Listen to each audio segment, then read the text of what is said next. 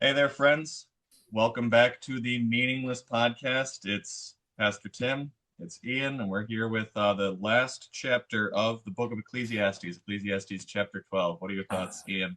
No, we finally made it, man. It's been quite the journey. Um, how many Yeah, how many episodes? We're on episode 12, 12, one for each chapter. I think so. I think that's Um, what we've ended up doing. I feel like this book was kind of up and down, a little bit harsh in a lot of, especially, I mean, we were just saying this one in particular, Mm-hmm. but there is a lot of gospel-esque kind of hope there. And, it really depends on how you take it, if you have faith or not. And, Yeah, and maybe in Solomon's case, you might say fear God, as opposed to, it's like Christians are always thinking about maybe faith or something like that. yeah. The phrase that he uses in this particular chapter too, I find interesting. Like, remember God. Yeah. Like, just be aware of his presence in your life, his role in your life. Don't forget about him. Yeah. Um, and that's an active thing too. Like, how do you go to church? Do you read the Bible? Hmm.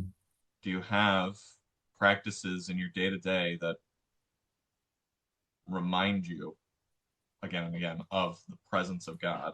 Yeah. Um, Well, I think for me, I'm always so grateful because, my experience was I was kind of like rock bottom, and then I was lifted up. So, mm, there's just like that classic Lutheran, just like completely undeserved grace.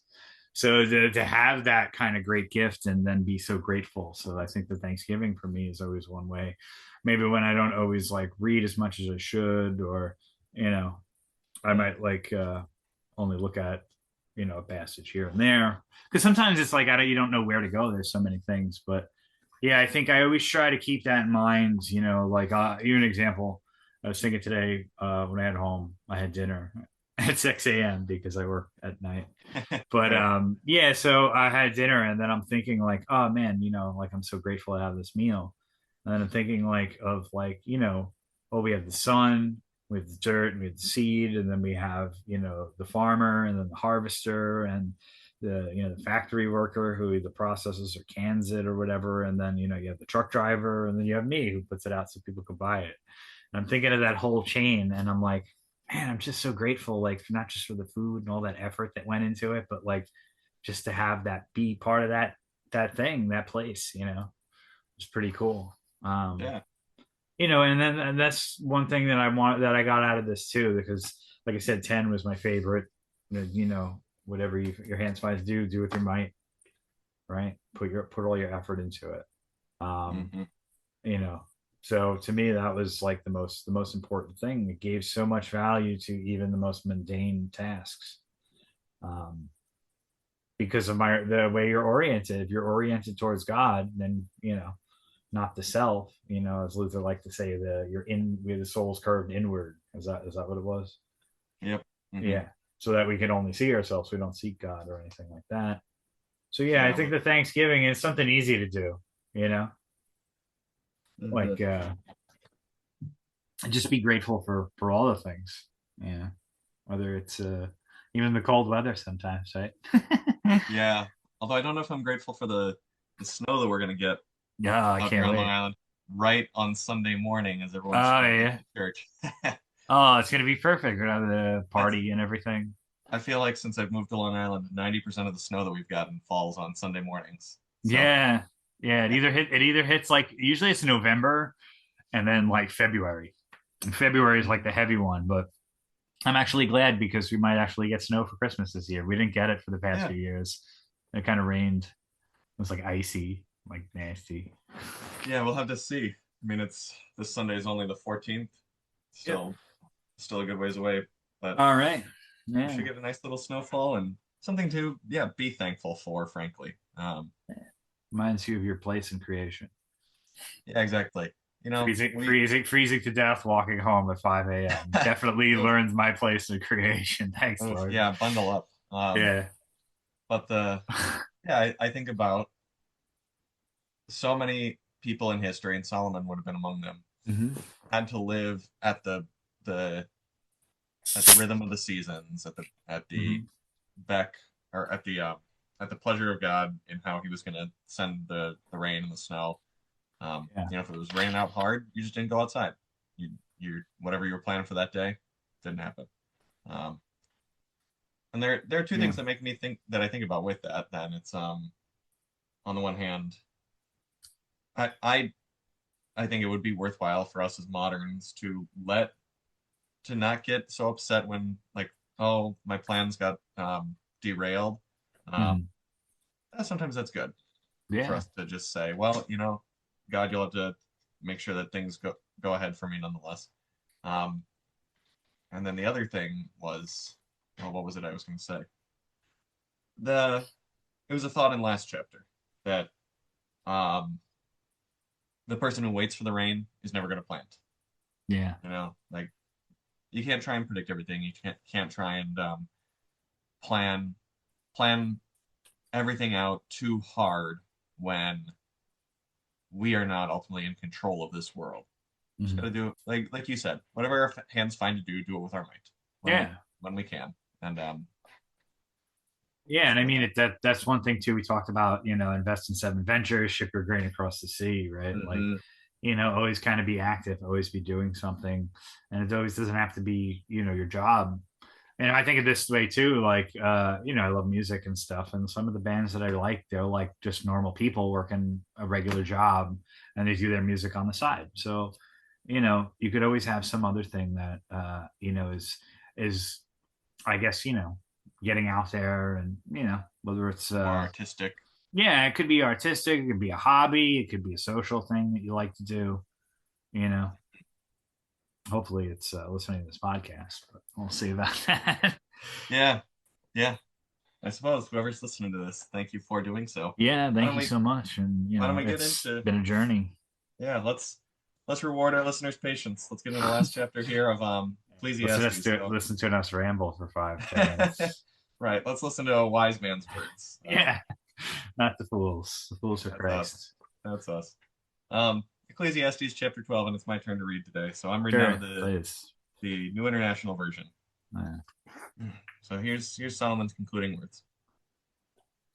Remember your Creator in the days of your youth, before the days of trouble come, and the years approach when you will say, I find no pleasure in them. Before the sun and the light and the moon and the stars grow dark, when the clouds return after the rain, when the keepers of the house tremble and the strong men stoop, when the grinders cease because they are few, and those looking through the windows grow dim, when the doors to the street are closed and the sound of grinding fades, when people rise up at the sound of birds but all their songs grow faint, when people are afraid of heights and of dangers in the streets, when the almond tree blossoms and the grasshopper drags itself along and desire is no longer stirred. Then people go to their eternal home and mourners go about the streets. Remember him before the silver cord is severed and the golden bowl is broken, before the pitcher is shattered at the spring, and the wheel broken at the well, and the dust returns to the ground it came from, and the spirit returns to God who gave it. Meaningless, meaningless, says the teacher. Everything is meaningless. Not only was the teacher wise, but he also imparted knowledge to the people. He pondered and searched out and set in order many proverbs. The teacher searched to find just the right words, and what he wrote was upright and true. The words of the wise are like goads, their collected sayings like firmly embedded nails given by one shepherd. Be warned, my son, of anything in addition to them. Of making many books there is no end, and much study wearies the body. Now all has been heard, here's the conclusion of the matter. Fear God and keep his commandments, for this is the duty of all mankind. For God will bring every deed into judgment, including every hidden thing, whether it is good or evil. There's Ecclesiastes 12. It's the end of the book. All right. Yeah, that was quite the dramatic ending. He's like, you better watch out while you can. Yeah, better watch out, better not cry. Yeah. Better not pout. You're gonna die. Yeah, basically, right? You're going to Sheol, where there's none of those things. I just think it's funny how he kind of puffs himself up at the end, though. He's like, yeah, no, the teacher was wise, and he was great and smart, and he was just not the fool. I just thought that was funny that he threw that in there. That is an interesting one. I wonder about, is that Solomon's commentary on himself? Did somebody else append that to the book? commentators wonder things about that, wonder things like that about, a book like this, or like the end of um, Deuteronomy, where it Mm. talks about Moses' death and where he was buried and how God did that. And So I see what you mean. So like, and I remember there's something with the authorship thing. So it's not like 100% that it's Solomon, but it's more likely than not. Um, well, yeah, I would say that Ecclesiastes as a whole is written by Solomon. It purports to be. There's no reason to think it's not, unless there are people who seem to just find pleasure in saying, like, the person who the book of the Bible says wrote it didn't yeah. write it. People seem Yeah, to just enjoy like a that. contrarian for the sake of being a contrarian. Yeah, Exactly. I'm like that too. So I'm just a Yeah. natural contrarian, actually. Well, But yeah, and I find it interesting to read those people because yeah, they are approaching the Bible. Ultimately, they tend to be approaching it from a different perspective than I do. yeah. Um, But I I get you. in the end, I tend to still not agree with them, um, but because they're coming at it from a different angle, um, they might propose something that I wouldn't have Mhm. considered in the first place. And I think it's possible that verses 9 and 10 could be, or all the way through to the end, Mhm. could be a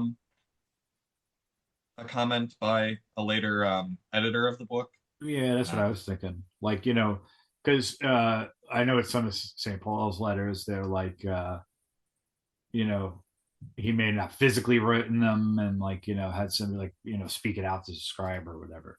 So I'm yeah, thinking maybe like in this situation, he's giving all the main things that he's talking about, but this person's writing it down, or maybe it's a collection of his stuff, because it does says it's a collection here, right? So, and that's yeah, just like the little commentary at the end saying the teacher, you know. But yeah. either way, I just take it that it's him saying it, because it sounds, I mean, it is Solomon. It sounds exactly like him if you read Proverbs. Like it's the same style of writing and kind of way of hmm talking and stuff. So there's like a pattern there that's pretty clear. Yeah. It's this Ian and listeners, mind if I go on a tangent? Sure, sure. All right, Ian's speaking for everyone. Oh Um, yeah. so in like biblical studies, um, there's the sort of what I would say is the approach that I take to the Bible. I read it and it says this is who wrote it, um, and this is when it was written, and to hmm that I go, cool, great, good to know. Yeah. There's another approach to biblical studies which tends to try and find, like, was this a compilation at some point? Was this not Yeah. written by what we hmm would call a critical approach to the Bible? Yeah. Um, Not necessarily always wrong. Like some of my own um, training taught us, critical methods for approaching the actual text, that kind of thing. hmm But the suggestion often comes up like, oh, well, this was probably written so much later than this, and this was probably written so much later, and it was by different people with different agendas. Um, Yeah. well, people end up carving up the Bible. hmm In the last like 40 years, most scholars, though, whether you're quote unquote conservative or liberal on the Bible, have pointed out, okay, we can hypothetically keep trying to carve up the Bible, but at a certain point, we have to recognize this. At some point, somebody sat down and put together the form hmm of the book as we now have it. And they Yeah. said, this makes sense altogether. hmm And a community around them, like a faith community, Yeah. said, this makes sense altogether, right? So what we have as Ecclesiastes now, somebody could come up and theoretically like say, oh, I think this was maybe written after Solomon. I would disagree with all that. But if you get bogged down in those details, like, what's the point? Yeah. It, That's it's why I just said it. I just assume that it's him and read it that way. It's same. yeah, Yeah. but that's what you say. It goes back to faith in a sense, and maybe a different sense that you're just trusting it for what it is, and then Yeah. you don't have to worry about all. Oh well, is it this? Is it that? And then you get into that deluge and glory thing where you're always trying to like define Mm, and like categorize and explain and reason out everything. Like yeah, it's yeah. cool, and I like the historical stuff too. But I agree with you. Like it gets too when it gets too much. Like sometimes you can use that stuff like as a tool. That's a good way to look at something. But when it's everything, then you want Yeah. to kind of be careful, because that's Yep. that's what they teach now is critical. Critical that kind of way of not just looking at the Bible, but anything. You know, Yeah. that's what they teach in college. That's what I learned, critical theory. Yes. And Well, and it's then but yeah, it's all the I was postmodernists. What is say shallow postmodernism, right? Like with mhm. people that pretend to know but don't even know anything about that they talk about. Yep. Like that was great. What was that? Did you finish that Bible study one? We never did, and I Uh, think maybe we'll pick that back up. Well, I don't think we will pick that back up at some point in the new year. okay, cool. I want to Anyway, find a good stretch where we can get all those studies in together. yeah, cool. Yeah. So Let's take a here look we at what are we got. with Ecclesiastes chapter 12. Yeah. Before Do you, recording, Ian and I were talking about this, and Ian read this much more sort of optimistically, and yeah, it was like very upbeat. I felt like. yeah, I won't say that it's wrong either, but it's there's a strong warning here. Um, don't get old without a relationship with God. Yeah, Um, and it's written for the benefit of those who aren't old yet, like for the youth my who son, my son. yeah, for Yeah, sure. like you said.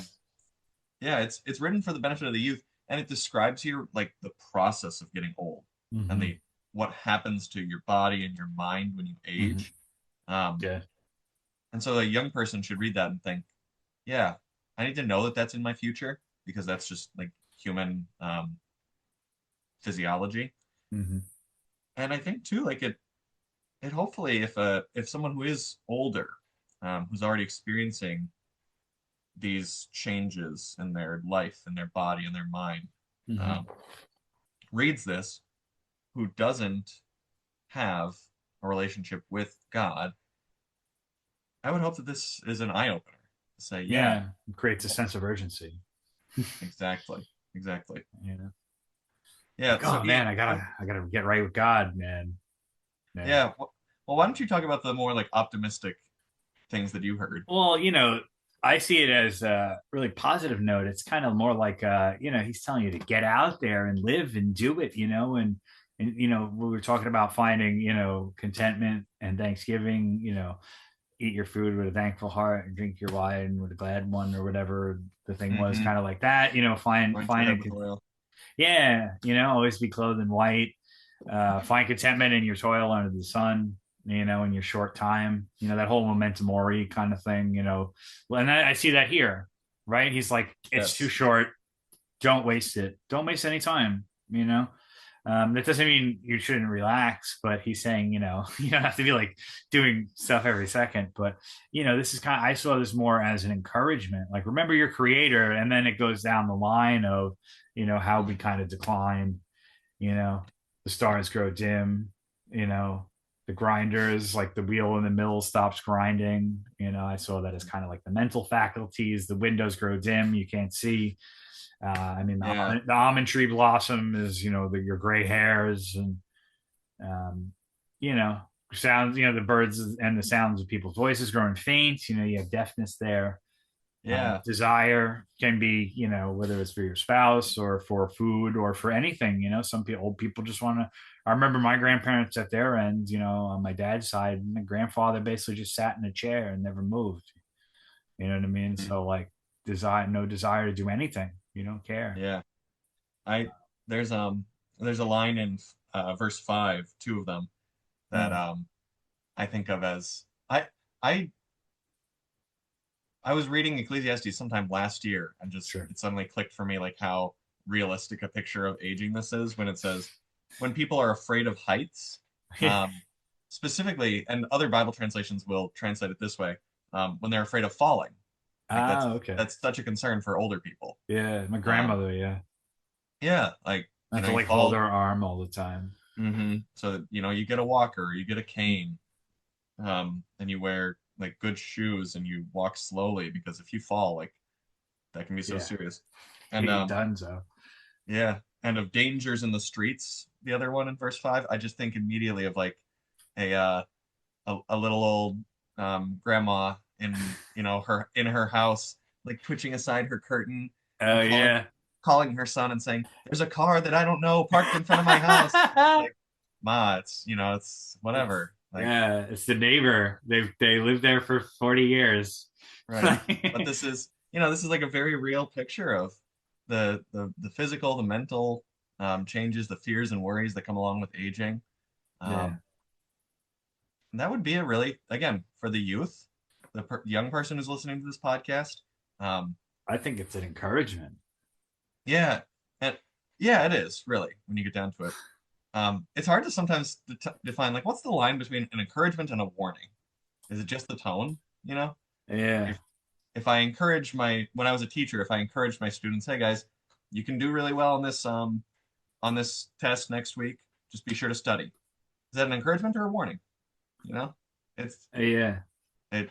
I think it depends on the tone that it's delivered in. Um, yeah. Well, the and tone isn't here isn't like just pat you on the back trying to fluff you up. This is like, you know, existential. So it is weighty. yeah, But I just saw this as like a very positive kind of message. Remember your creator, and we are talking about before of like being thankful for stuff. hmm Um, you know, I think that applies here too. When I think about it, remember God and remember all the things He's provided for you and how He provides all the different ways. It's not just He could give us manna from heaven, but He makes a whole entire infrastructure so that we can have like food and like electricity, and mm, it's pretty nice. So I think of it like that. And then you mentioned a good thing like the silver cord, the golden bowl. These are all kind of yeah. things like everyday things, right? Everyday things, but beautiful. Isn't that like Yeah. it's a silver cord, it's a golden bowl. I saw the silver cord as like the heart and the bowl is the mind. I don't know, maybe just the shape.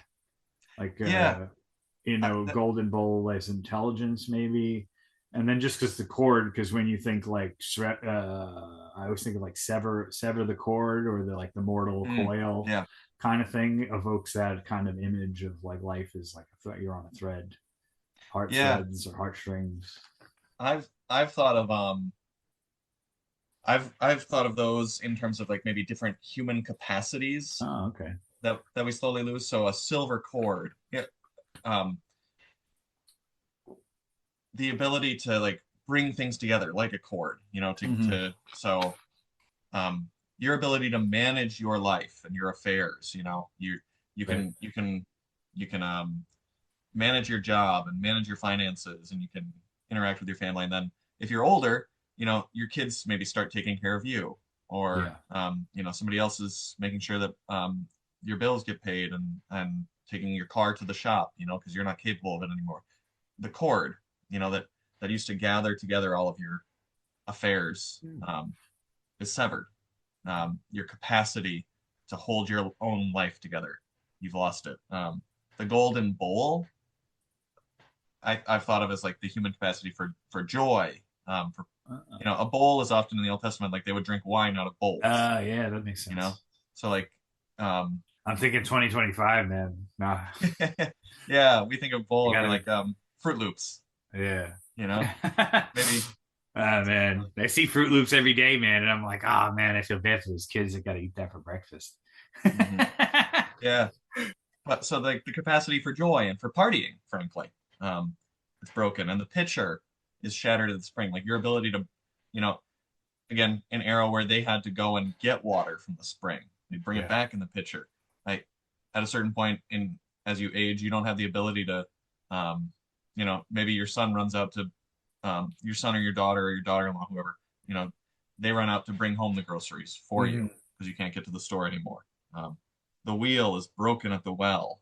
Um, I think just another reference to like the capacity for work hmm um, and self-provision. Uh, that's good. you lose those things as you age. Yeah, That's and then the real body hard. fails, right? The dust returns to the ground, Yep. and the And then that's spirit death right there. returns, Yeah. and it's all meaningless, says the teacher. So then Meaningless. don't say anything. well, Yeah. This is I go ahead. this is just so frank, right? Yeah, Like, um, this is what aging in this sinful world does to us. Um, we lose our abilities. Sometimes, like truly, sometimes we lose our minds. yeah, Um, like Ian, you were talking about your great aunt. Is that yeah, right? Yeah. yeah. Who? didn't Did recognize you people. mention? Yeah, I Uh, mean, I took care of my dad's parents because, he lived with them at the time. He took care of them. So I spent time with them. Then my mom's mother, she lived with us. She used to when she was alive. And I took care of her like most of the time. I didn't work or anything. I just took care of her most of the time. So yeah, I kind of like firsthand experience seeing people decline like that. And one day she's okay, one day I have to like carry her to the bathroom, stuff like that. So yeah. um it's not easy. And then thinking of myself, I was never really like big on my health until recently, but I'm still not crazy about it. But I guess I take for granted my youth. I always did, like until I hit like my mid 30s, and then that Yeah. was like, wow, like I gotta rein things back, because like you get worn out. I mean, like, you talk about the golden bowl. I used to drink a lot, but like, man, I would go out and then you'd be white for days. Mm. And then like, you any bad habits, like you had bad eating habits, all those things get cemented at that age. It's so hard to turn around. Um, you know. So I think it's a good warning for, not just to enjoy your youth, but like, yeah, there is a sense of moderation here, I think, that he's talking about. Yeah, that comes out of that idea. Remember your creator. Like Yeah. you, you're not your well, very New Testament thought. You are not your own. You're bought at a Yeah. price. Honor God with your body. Yeah. We should bring in some thought of the gospel here, I suppose. Um, Well, with that, because but I this feel like this I feel like that was kind of my gospel moment there. That's what it feels like if you approach it from that way. Because I want to hear what you have to say, because you kind of had a different perspective there, and I think that would be helpful for mm, people listening. different perspective on this whole Yeah, you said that you were sort of more as like a warning to the unfaithful or something like that. yeah, yes, yeah, before we got on.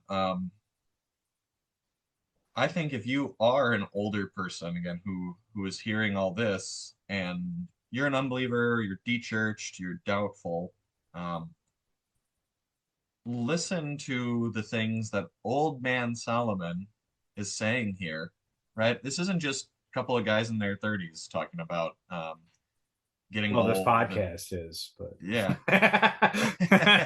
Right. But like this yeah, is old man Solomon writing these words. Somebody who was probably stooping and who for whom the sun and the light and the moon and the stars were growing dark because he was losing his eyesight because he was getting yeah, older and the sound of grinding was fading. He couldn't hear things as well anymore and he was seeing his friends die around him, yeah. just as you might be.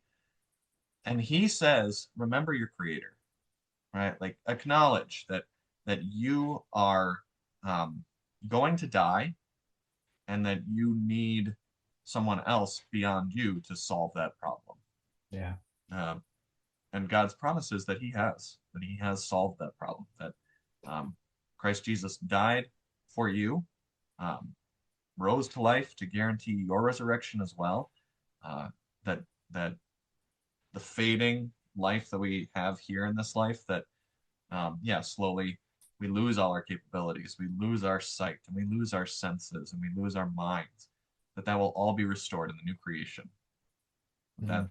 That's God's promise. Yeah.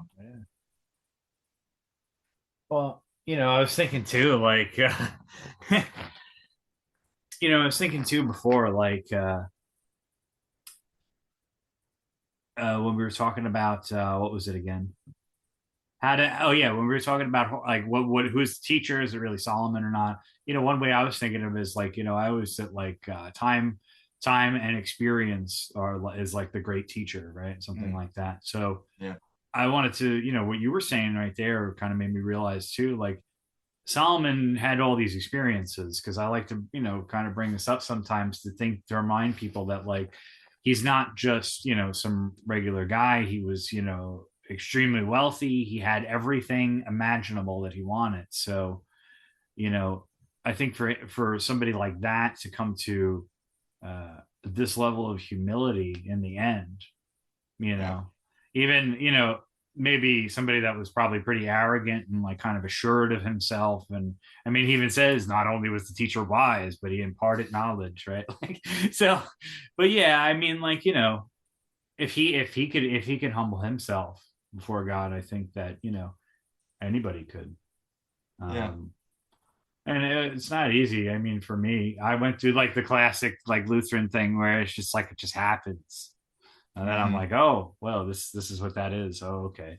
And then you start going, but you know, Well, I think the initial step is what's hard. It's hard for a lot of people.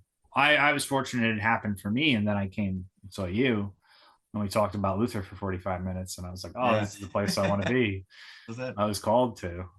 Oh, you Yeah. brought up you brought up like humbling ourselves, which is just such a profound theme at Christmas time Yeah. as we celebrate the incarnation. Again, like yeah, for someone who Christianity isn't Islam. Oh, duh, Pastor Tim. Uh, I hope diff- not.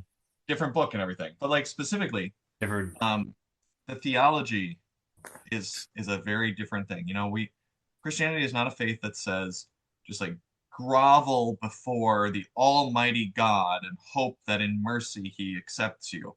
Yeah. Um, He already gave me mercy. yeah, right, exactly. That's Islam. Christianity is the faith that says God humbled Himself to be born of a virgin, Yeah. to live and die for you, right? Like to that our proud and unbending hearts, um,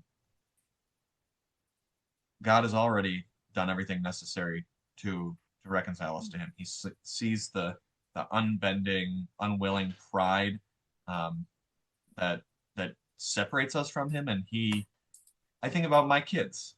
Like there are times where they did something wrong and they just don't want to admit it. They're angry and in a mood. And the most effective thing is not for me usually to yell at them and send them to their room. It's for me to kneel down and get down on their level and give them a hug. Yeah. And that's what God wants to do for you. Give you a hug. No, Yeah. it's kind of funny. They kind of had me a little thinking there, like, um, they're asking for mercy and begging for a mercy, but to me, that's still like that whole kind of like my old mindset of like the works righteousness. Like that's glory, theology I of earn glory, God's right mercy. there. Like I Yeah. can earn my way if I just beg enough, He'll forgive me. But like I think salvation is so important that only God could do it, and it It has is. to be. Yeah. And we can't do anything. I mean, I guess I'm a Lutheran, of course. I'd probably say that, but like it's just it's the thing that we can't do. There's so many other things, but I feel like if God, you know, why would He? What is there anything that we could do for God, right? Yep. So that's the best thing you can do is believe, have faith, and hopefully if that faith is leading you to do good works, then it's real. Yeah. You know, Yeah. That's how the book really wraps up. Fear God and keep His commandments. yeah, Um, just and fear God doesn't mean like what we were talking about with Islam, where you're like groveling and in fear that right. you're going to get hit by a lightning bolt any second, or be in hellfire for eternity. Hmm. It is fear and love God. And I think, Yeah. I don't know if I mentioned this last time, but it's like the same way you think about your dad, right? Like when you do something wrong, you're afraid of your dad. But when your dad comes in and says, oh, it's all right, buddy, don't worry about it. I got you covered. Then you're like, oh man, whoa, I'm forgiven. Like that's kind of how I felt when it first happened, I Hmm. just like a straight burden was released off of me. And I was like, wow, okay, and then that's all the other things fall into place. Like my relationships started getting better. The bad ones went away. Better opportunities came for me. And, it wasn't like anything grandiose, but you know what? I realized it was just what I needed, you Yeah. know? So, That we have a gracious God. He's yeah. gracious and merciful. Like He gives things that we don't deserve, and He forgives things that we don't deserve to have forgiven. Yeah. That's who God is.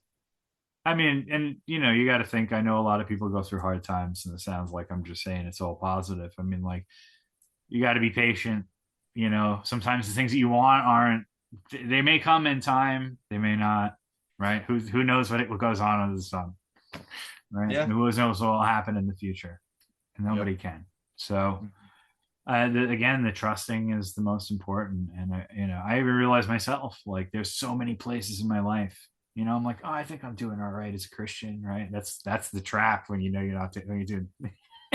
You can't think like that, but you know what I mean? Like, Yeah, so I don't know, but I really, I love this book. It's it's a great. great one. I think it's the antidote for postmodernism, man. I think everybody should read it, should Hmm. study it, discuss it, listen to the podcast again. Hopefully, we were kicking around some ideas for what we want to do for the next one. There's a new Hmm. translation of some Melanchthon did commentaries on Ecclesiastes. I don't know. We'll take a look at that maybe.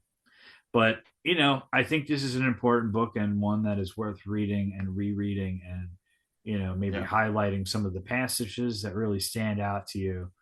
And, like have them bookmarked in your Bible thing so you can pop them up. You need a little motivation, you're feeling terrible, you're feeling down about your job or hmm, something, or, just remind you of your creator. You yeah. want to say that.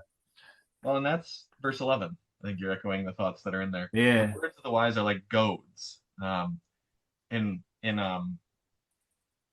In a more American image there, like spurs. Yeah.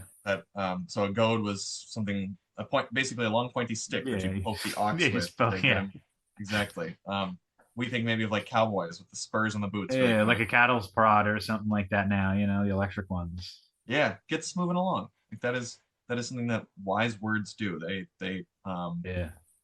push us in the right direction, and Yeah. the That's what I collected always sayings. Oh yeah, you go. no, it's okay. I was just gonna say it's what I always thought about Luther because Luther was like every time, and he said this about himself, is that his purpose really in writing everything was to drive people to read the Bible.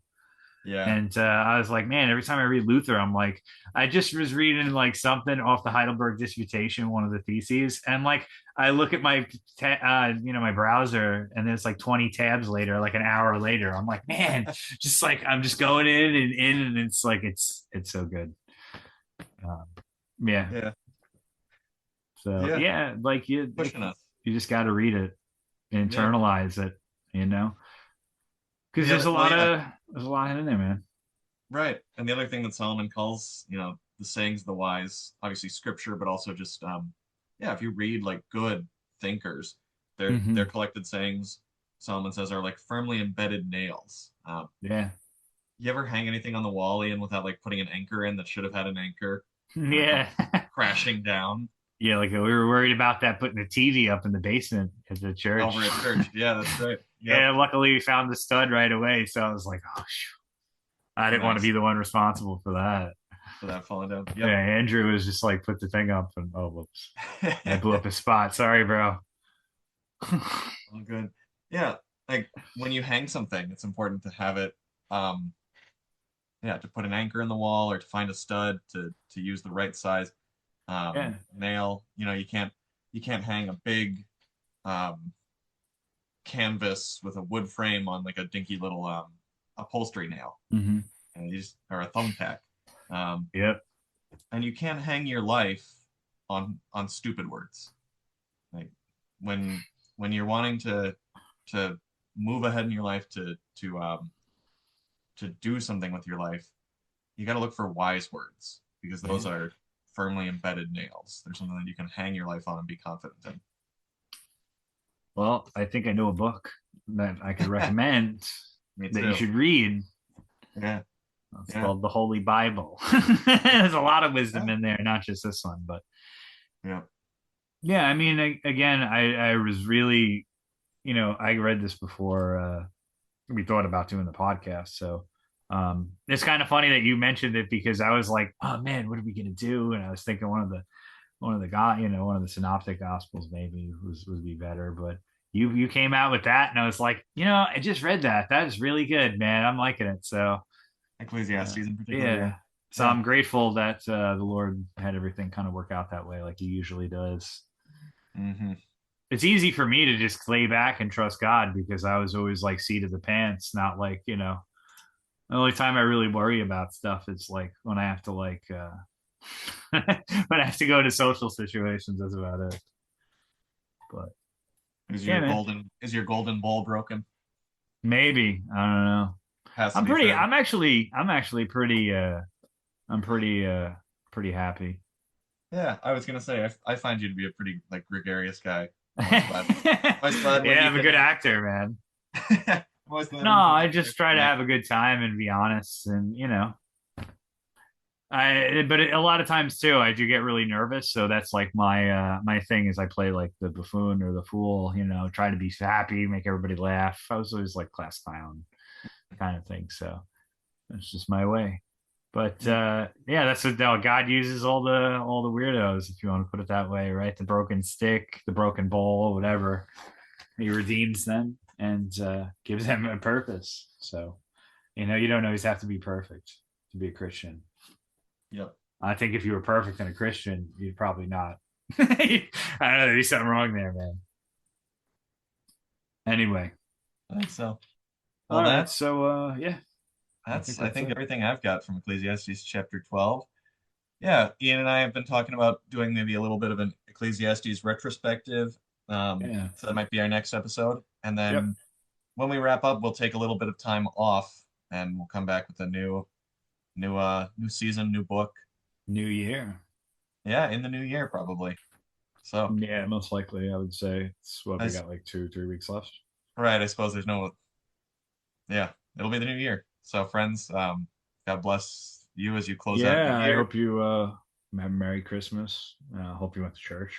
Yeah, Have a Happy New Year. If we don't hear talk to you guys, thank you so much for your time.